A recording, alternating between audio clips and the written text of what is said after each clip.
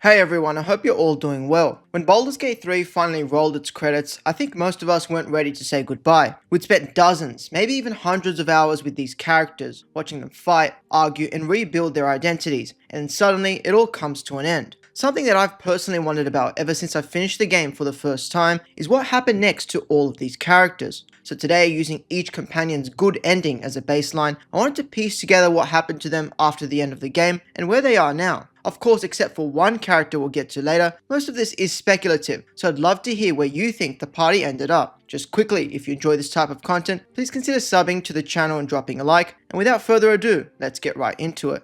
First up, we've got Lae'zel. After Baldur's Gate 3 ends, I think Lae'zel wakes up every morning, or whatever counts as morning in the astral plane, with the same instincts she had in Act 1, but now sharpened by everything she learned alongside us. The epilogue makes it pretty clear that Lae'zel has been traveling across planes with one clear mission. She has rejected Vlaakith and pledged herself to Orpheus and the liberation of the Githyanki people. To me, the most plausible direction for her character beyond the epilogue is that she of course becomes some sort of commander in an unfolding Githyanki civil war. I can see her riding her red dragon from place to place, actively hunting the Queen's Inquisitors and trying to peel entire creches away from the Lich Queen's propaganda. And as the game makes clear to us, especially near the end, Lae'zel isn't someone who just talks about rebellion, but she goes out and organizes it, all with the goal to restore Gith culture to what it was before Vlaakith twisted it. In returning to the idea about the creches, I imagine that Lae'zel may step into some training roles in a bid to better fight the Lich Queen. The new Githyanki recruits would have grown up exactly like she did, in that all that matters is obedience, and Lae'zel would spend her days proving the opposite after everything she's learned.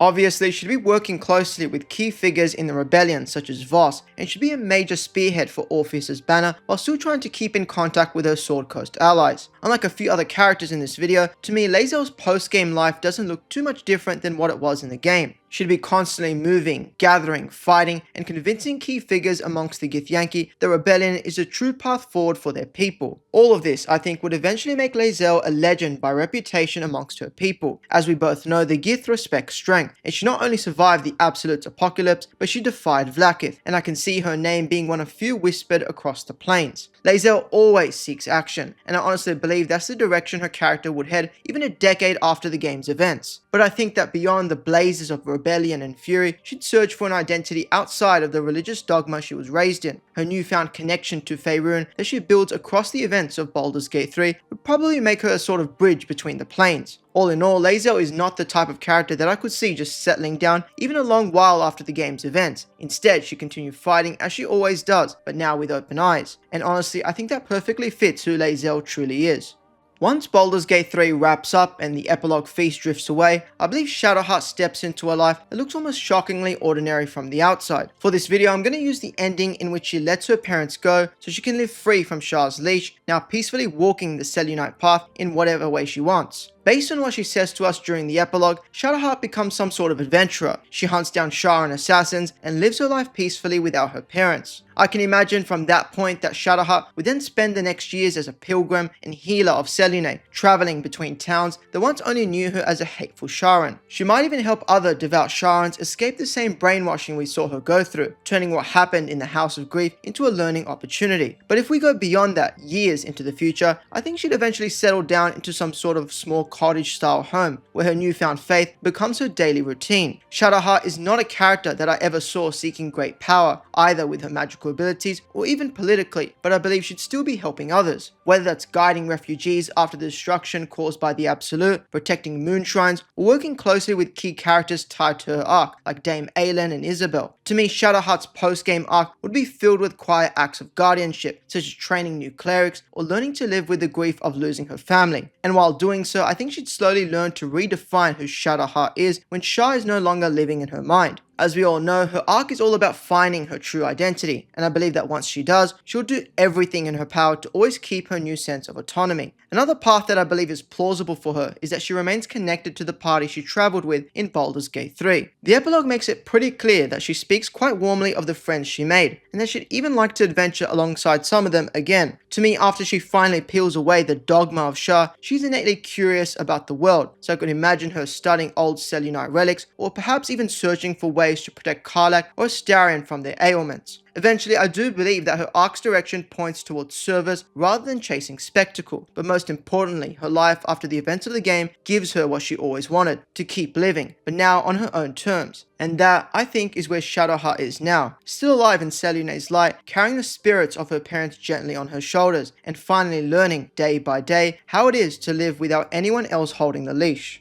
Next, we've got our resident wizard Gale. Once the game comes to a close, I believe that Gale finally gets the chance to live his life without a ticking bomb inside his chest, and that alone pretty much changes everything about his next chapter. Gale's good ending shows that he chooses to remain a scholar rather than chasing godhood with the crown, with Mistress stabilizing the Netherese orb so he can live a somewhat normal life. Projecting forward, based on what Gale tells us about in the epilogue, I imagine that he continues to spend the next several years of his life as a professor of magical reform, building his reputation in Waterdeep and writing about the dangers of Netherese relics. I think he'd become obsessed with training the next generation of wizards, using his own story as a warning label of what happens when one oversteps the boundaries of the weave. So for someone like Gale, as for what happens next, I don't really see much other than ink, libraries, and a bunch of mentorship. I think his daily routine would become almost monastic in its discipline. He'd wake up, prepare spells not for spectacle, but for showing the greatness of the weave, and I can picture him working with the most prestigious magical institutions across Faerûn. His ending shows us all that his greatest desire is to be useful and exceptional in his magical prowess in a way that is not overly destructive. I could even imagine him volunteering to help allies like Lae'zel, perhaps advising Orpheus's rebellion in a diplomatic way rather than with a fireball. Now, another pathway I could see him eventually go on is becoming some sort of traveling problem solver for magical crises. Even though the note we see his arc end on leaves him in a field of mostly scholarship, I think after all the adventures he's been on throughout the game, he wouldn't just stay still forever. In fact, to me, it's not impossible to see him taking selective magical contracts, whether that's sealing rifts or recovering fragments of Netherese relics, or to simply prove to Mystra that he has learned real restraint with his power. Again, coming back to the epilogue, it shows that Gale is alive and well, and he speaks warmly of the friends he made during the game's events. I definitely think he's the type of person who'd keep those relationships close to him, even a decade into the future, almost like a family. I don't know about you, but under Gale's talent and unfiltered ambition, I've always seen a man who is lonely, and the game's ending finally shows that some of that loneliness is drifting away. Gale's entire future revolves around the notion that he once was a man that wanted to be a god, but instead he becomes a teacher telling stories to students who haven't yet made his mistakes. And that's where I personally see Gale in the future, long after the battle fades from headlines and becomes just another chapter in his book.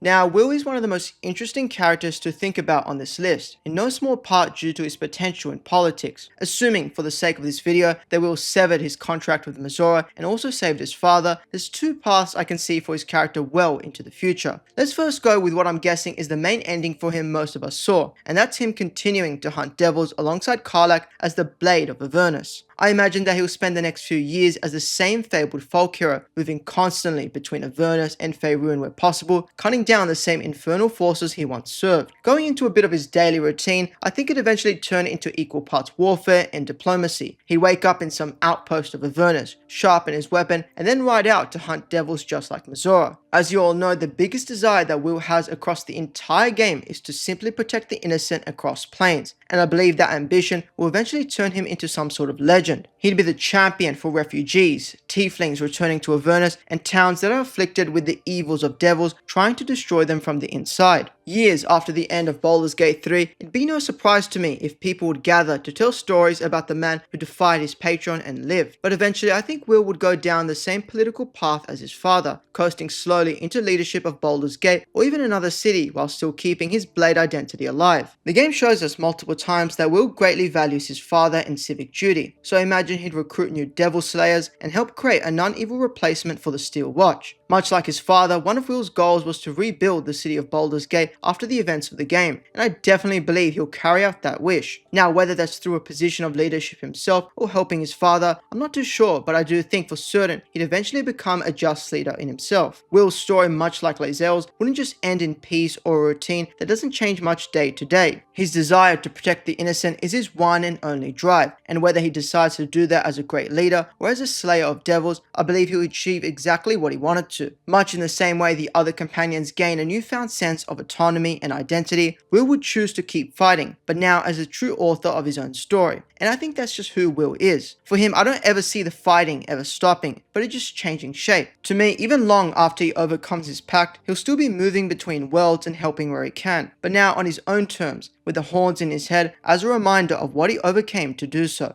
Astarion is the companion I found the most tricky to think about his potential future, and I believe a lot of that has to do with the fact that his good ending means he can't go into sunlight anymore, and is back in the shadows. Using the ending where he refuses the Ascension ritual and remains a vampire spawn that chooses to become a better version of himself rather than another Cazador as a baseline, Astarion's future definitely looks interesting. Seeing him in the epilogue confirms that he survived for at least 6 months after the game's end by skulking in the shadows and looking for a way to once again live in the sunlight. I imagine that he'll spend the next few years as a sort of nocturnal wanderer, learning to exist in Faerun without a master constantly dictating who he kills or what his existence means. What happens next to him for me personally is a life of careful experimentation and trying to figure out his boundaries for his lust for blood and hunger. It's at least clear by what he says in the epilogue that although he's the same energetic person he was before, he's still killing, but now only those who actually deserve it. His day-to-day life would probably be skulking in the shadows and choosing contracts that allow him to stay fed without turning into a full monster, and I can even picture him working quietly with allies like the Harpers and other survivors. To me, he'd become a sort of go-to problem solver for issues in the shadows, whether that's killing corrupt politicians or eavesdropping into the dealings of criminal overlords. While doing all of this though, I think it's obvious that he'd still be trying to find out some way in which he can tolerate the sun again. As you know, once the Absolute is defeated and the game ends, he loses his ability to freely roam around in the sun, and I'm pretty sure he'd be laser focused on trying to regain this ability. I could even see him asking Gale or Shadowheart for help in trying to recover ancient relics that could make a vampire spawn like himself live peacefully without always needing to resort to the shadows. But other than that, I find it hard to determine where he'd even be further into the future. His inability to walk around safely during the day limits his opportunities by a lot, and his constant feigning for blood makes the possibility of him just settling down almost impossible. I guess this is not too different to how he survived before the events of the game, but he's now got lifetime friends and a somewhat altered moral compass that makes him not pounce on every possible prey. So all in all, when I think about Astarion after the game's conclusion, I don't see a man desperately chasing his freedom anymore, but I see someone who finally understands that survival means limits, and that choosing not to cross them night after night is the first thing in his life that's ever truly been his. Okay, now we're finally onto the companion who gave me the idea for this entire video, and that's of course Karlach. Karlach easily has one of the most interesting, yet depressing endings in all of Baldur's Gate 3. The game's endings leave her fate in the balance, due to her raging infernal engine heart that was never meant to step foot outside of the Nine Hells. But unlike pretty much every other companion on this list, we actually do know a little bit of what happens next to Karlach from sources that go beyond the 1492 DR setting of Baldur's Gate 3. The Forgotten Realms books Adventures in Faerun and Heroes of Faerun are both set around 1501 DR, so about 9 years after the end of Baldur's Gate 3, and surprisingly enough, these books depict Karlach as alive and adventuring in Faerun, even alongside characters like Astarion and Shadowheart. Obviously, this suggests that she did in fact find a way to survive and thrive despite the infernal ticking of her heart. But let's rewind for a second and think about exactly how she gets to this point after the game's end. It's clear that after years of enslavement by Zerial, Karlach's life finally turns into exactly what she's always fought for, not just survival, but real freedom. In the epilogue, she mentions to you that she found some blueprints of Zerial's that could solve her mechanical heart's instability. Of course, that brief moment of hope amongst an otherwise depressing ending for her in the game shows us that she isn't just sitting around and waiting to die, but she's moving forward every day, with the existence of the books I mentioned earlier implying she did find a way to stabilize her heart and keep living. And then thinking beyond this point, years after, I believe Karlach becomes kind of similar to Wyll in becoming a wandering hero in Faerun. As she's finally free from the shackles of Avernus, I see her spending every waking moment hunting wrongs where she finds them and defending those who can't defend themselves. Along the way, I imagine she'll stumble upon the game's other companions, much like the D&D books show, from Wyll to Shadowheart to possibly even Lae'zel. One thing's clear about Karlach though, and that is that she still loves fighting, and I think that would only be amplified when she's not forced to do it for another's bidding. To me, her daily life would be filled with the roar of battle against great fiends, the warmth of tavern fireplaces, and the simple joy of a hard-earned meal as she slowly carves her name into the legends of Faerun. Eventually, I think her infernal engine will not only become a ticking bomb that once deterred her, but a testament to her resilience and a legacy that she refused to be a tragedy. And that's the future I see for her, because it doesn't just continue her story, but it allows her to finally be the hero that she always fought to become. Moving on from the Origin companions, first up we've got Jaheira and Minsc. I decided to bundle them up together because we don't know all too much about their futures, and I believe their fates are pretty interconnected. After the game wraps up, I see both Jaheira and Minsc stepping back into the rhythm of the harpers like two old instruments returning to a familiar song. The epilogue confirms that they're working with the harpers to rebuild the city of Baldur's Gate, and I imagine from that point forward they'll continue with their harper work, and whether that involves tracking the last remnants of the Absolute's cult or just simply making sure Baldur's Gate never again falls into the vacuum of the Chosen Three, I think both characters will continue to serve the people of Faerun in a significant way. Within Baldur's Gate, their life will probably be all about rebuilding their networks, with Jaheira most likely doing the planning and coordinating, while Minsc hunts down leftover Absolute cultists and corrupt politicians. The ending of the game shows that both of them heavily value their partnership, and as they've been working together for many years before the events of Baldur's Gate 3, I think they'll continue being a hero duo. But other than that, I find it hard to speculate where they'll be far into the future, especially as they were the heroes of the original Baldur's Gate games, and are obviously quite old. To me, it's pretty interesting to think about their fates, and I'd honestly love to hear where you think they ended up after the game's conclusion.